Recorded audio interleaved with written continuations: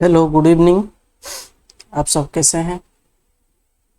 देखिए, आशा करता हूँ आप सब बहुत अच्छे होंगे। ये 10th जून का करंट अफेयर आज हम कवर करेंगे।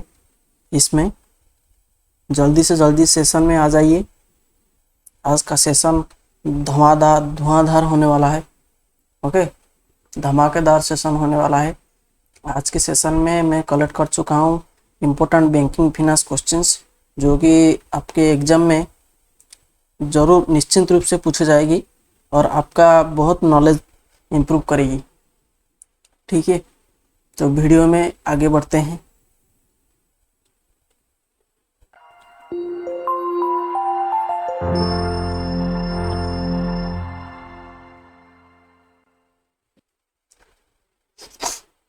Okay, let's begin with the first question. देखिए, आपको पता होगा जो February 1 2021 की में जो बजट पेश किया गया था, ओके, फाइनेंस मिनिस्टर के द्वारा लोकसभा में। ठीक है, तो उस बजट में आप सभी को याद होगा, अगर आप एक बैंकिंग एस्पिरेंट हो तो ये आपको जरूर तो याद होना चाहिए। ठीक है, क्योंकि उसमें अनाउंस किया गया था 1.75 लाख करोड़ का डिसइन्वेस्टमेंट प्लान। ठीक है, during the current financial year government of India बोला था कि हम 1.75 लाख करोड़ का हम डिसइन्वेस्टमेंट कर देंगे।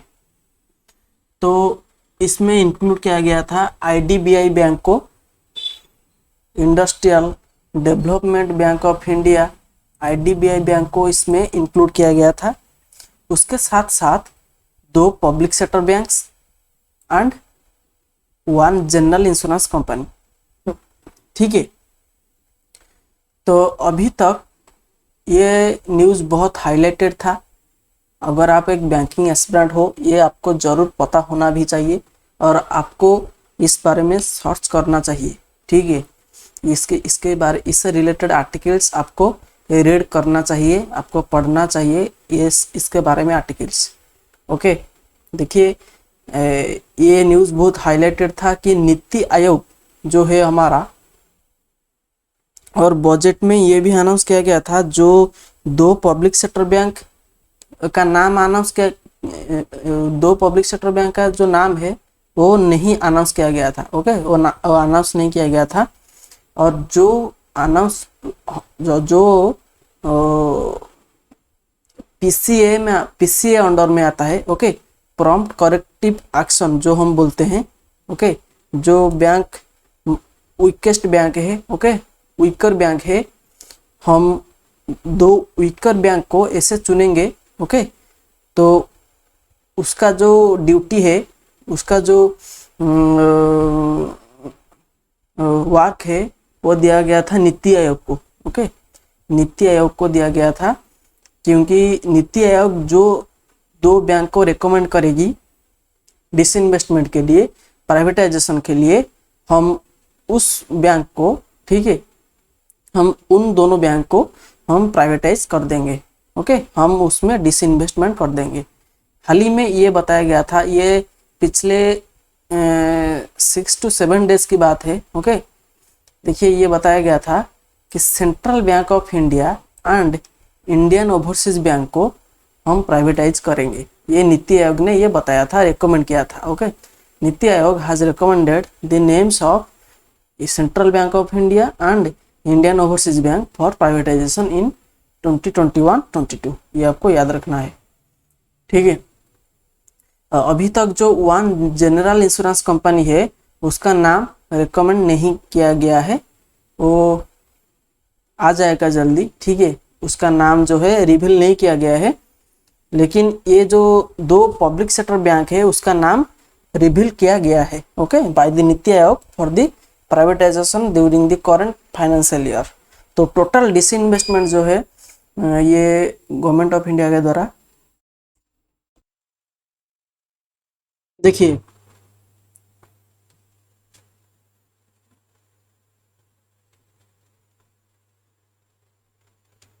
ये जो 1.75 लाख करोड़ का डिसइन्वेस्टमेंट प्लान रखा गया है, इसमें 1 general insurance company, 2 public sector bank and IDBI bank included है। ठीक है, ये आपको याद रखना पड़ेगा।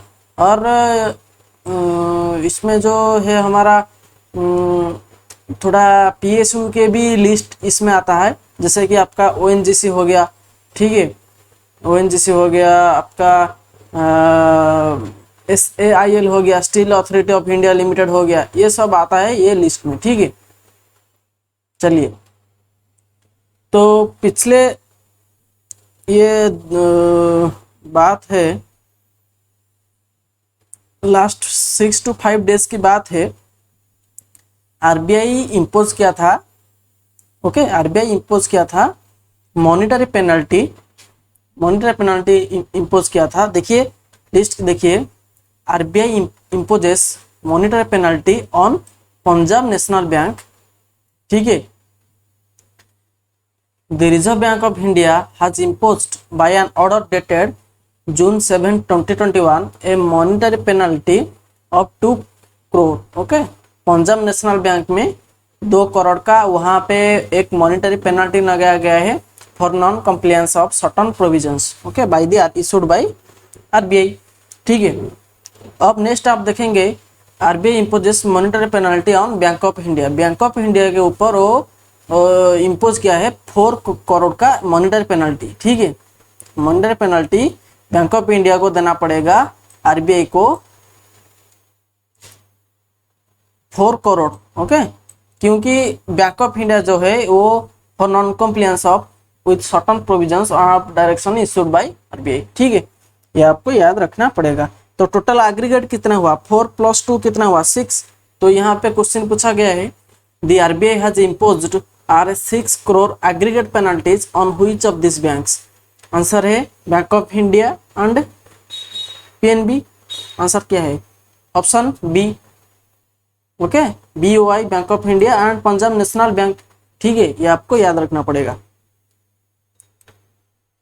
ओके, तो पोस्ट कोविड-19 पैंडेमिक के बाद, ठीक है, जो अभी अभी हाल ही में रिकवरी हो रहा है कुछ, तो उसी से रिलेटेड वर्ल्ड बैंक से एक रिपोर्ट आया है, ओके, जो बताता है कि नेक्स्ट फाइनेंशियल ईयर में हमारा, करंट फाइनेंशियल ईयर में हमारा 8.3 जीडीपी ग्रोथ जो है यहाँ हम एक्सपेक्ट करेंगे। ओके, यहाँ हम एक्सपेक्ट करेंगे 8.3% यहाँ पे हमारा जो जीडीपी ग्रोथ है हम यहाँ पे ये आशा करते हैं। ठीक है,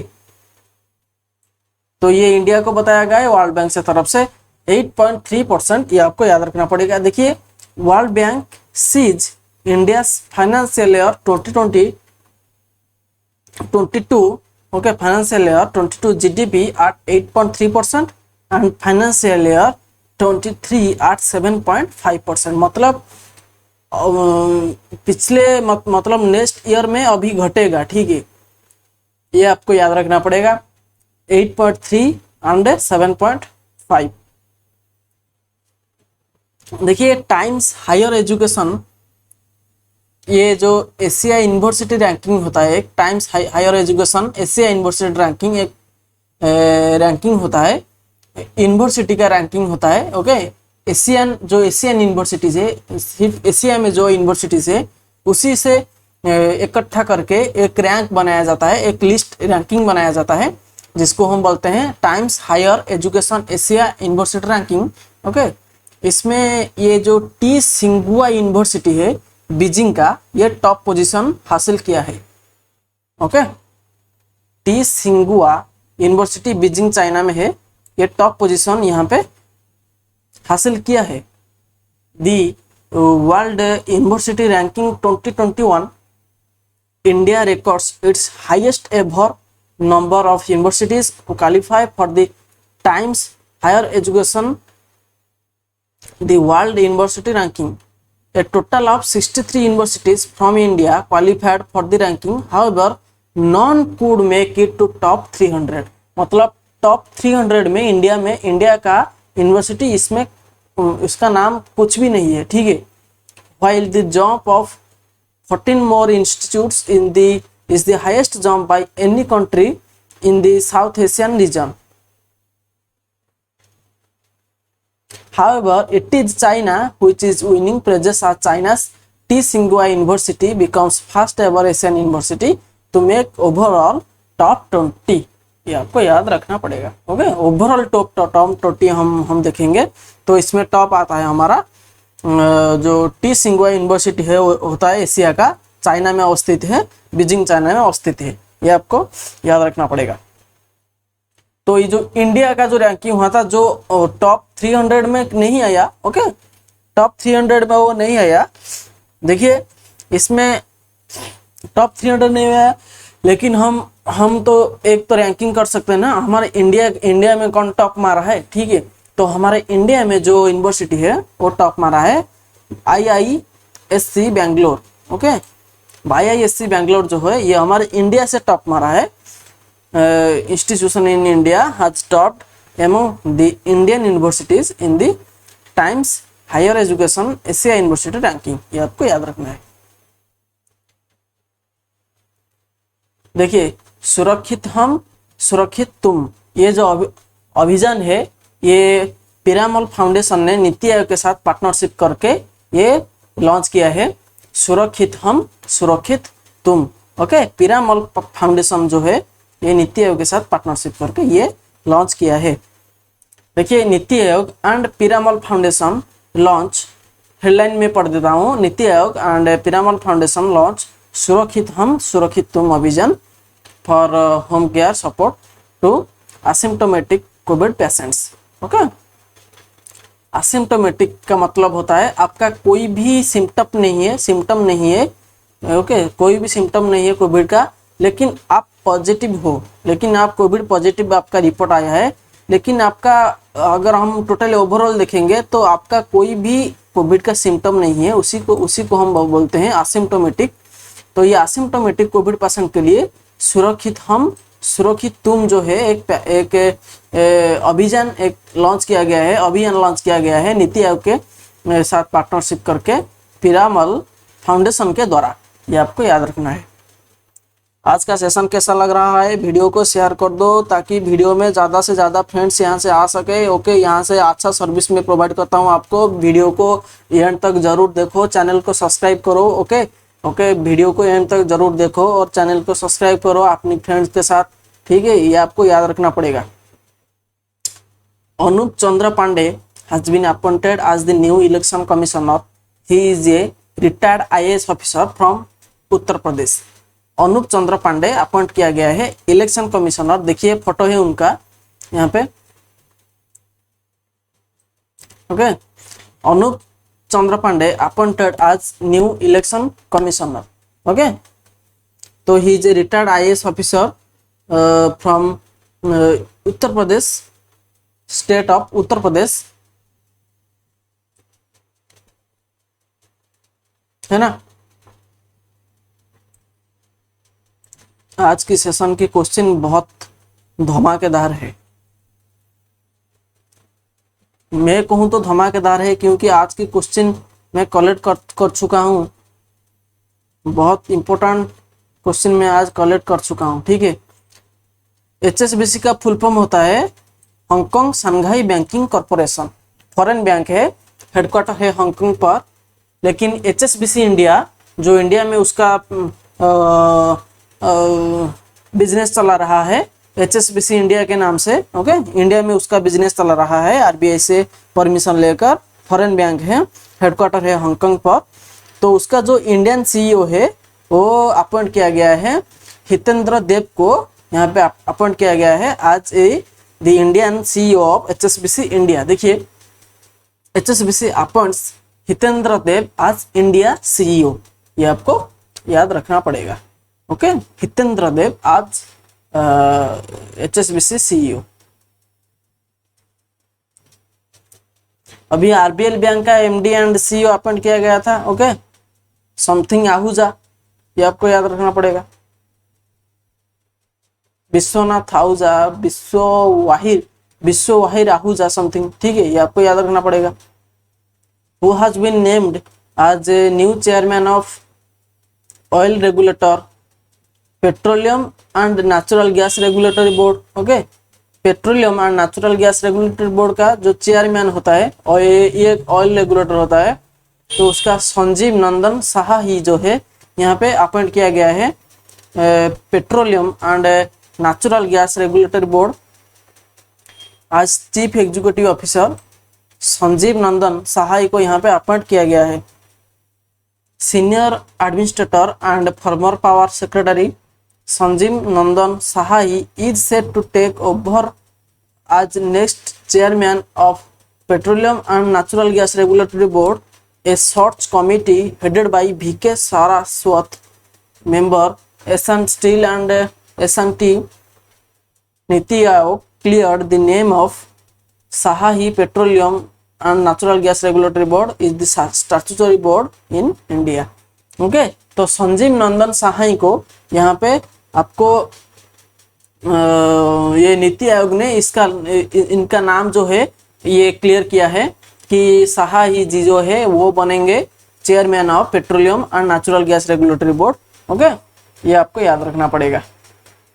which nation is building its first fully stealth novel warship? Answer बताइए। तो रशियन फेडरेशन जो है वो बनाना चाहता है स्टील्थ नावल वारशिप। ओके वो कंप्लीट स्टील में होगा,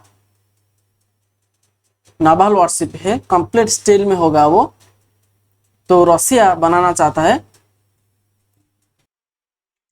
ओके तो रशिया यहाँ पे बनाना चाहता है फुली स्टील्थ नावल वारशिप। आप उसका आर्टिकल देखेंगे।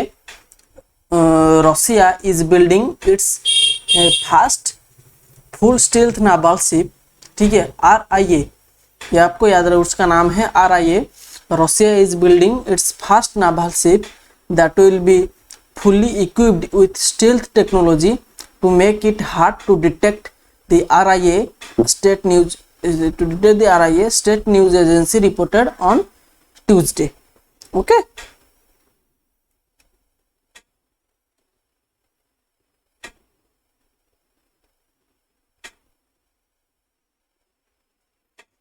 चलिए नेक्स्ट क्वेश्चन स्क्रीन पर।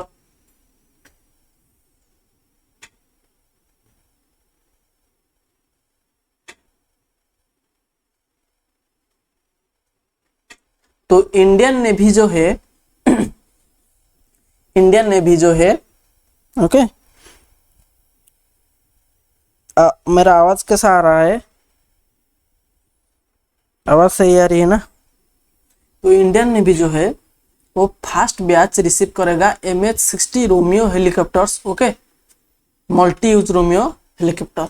ये एग्रीमेंट हुआ था जब former president of United states president Trump, okay Trump president जब इंडिया आए थे, ओके उस टाइम में ये जो एग्रीमेंट है ये बनाया गया था। मैं आर्टिकल दिखा देता हूँ उसके बारे में।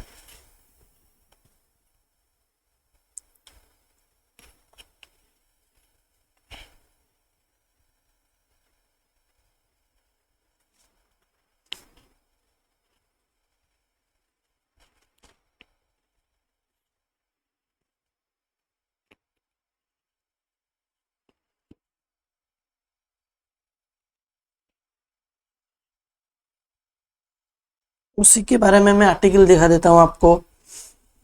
देखिए government sources ahead of US president Donald Trump visits to India the cabinet committee on security today cleared the acquisition of 24 MH-60 Romeo multi role helicopters worth around USD 2.5 billion for the Indian Navy from United states of America. तो 2.5 billion का जो agreement है ये बनाया गया था। ये देखिए ये न्यूज़ है करीब फरवरी 19 2020 का न्यूज़ है। तो अभी ये फर्स्ट बैच आएगा, ठीक है फर्स्ट 3 मतलब 24 ऑर्डर किया गया था, 3 आएगा और 21 रहेगा आने के लिए। तो यूनाइटेड स्टेट्स का ये यहाँ पे यूनाइटेड स्टेट्स यहाँ पे भेजेगा इंडियन नेवी को MH-60 रोमियो हेलीकॉप्टर्स। तो हमारे हमारे union external affairs minister S Jaishankar जो है वो विजिट करेंगे 3 day visit, okay, 3 day visit to Kenya. वो केन्या जाएंगे, okay, from June 12 to June 14, ठीक। तो कौन सी सिटी यहाँ पे होस्ट करेगा hockey 5 world cups to be held in January 2024, okay, जो जनवरी 2024 में हॉकी 5 वर्ल्ड कप होगा, ये कौन सी कंट्री यहाँ पे होस्ट करेगा? कंट्री करेगा ओमान और सिटी करेगा मुस्कात, ओके। मुस्कात जो है ये ओमान का कैपिटल है, मुस्कात जो है ओमान का कैपिटल है। तो मुस्कात सिटी होगा मुस्कात, और कंट्री अगर पूछा जाएगी तो ओमान कंट्री जो है यहाँ पे आंसर होगा। देखिए, Oman has been named as the host of the inaugural International Hockey Federation hockey 5 World Cup. The International Hockey Federation said the men's and women's events will take place in Oman's capital city, Muscat, in January 2024. The governing body said its executive board named Oman as host after a recommendation from the organization's events bidding task force. Which union territory has decided to receive jobs exclusively for locals? Ladakh. Ladakh has decided to receive jobs exclusively for locals. अच्छा step है। आपको पता है who is the lieutenant governor of Ladakh? Radha Krishna Mathur, ठीक है, Radha Krishna Mathur is the lieutenant governor of UT of Ladakh. Which state or UT village has become India's first to achieve 100% vaccination of adults? Jammu and Kashmir है उसका right answer. Jammu and Kashmir में 100% जो adult की पूरी adult की जो 100% वैक्सीनेशन यहाँ पे करा दिया गया है। और जम्मू कश्मीर का जो लेफ्टिनेंट गवर्नर है मनोज सिन्हा है यहाँ पे जम्मू कश्मीर का lieutenant governor, okay. Which country has been elected as a member of the United Nations Economic and Social Council? India यहाँ पे बनेगा United Nation Economic and Social Council का, okay, as a member India बनेगा। यहाँ पे India नहीं था पहले से, अभी बनेगा Nations economic and Social council, यहाँ पे मेंबर बनेगा इंडिया।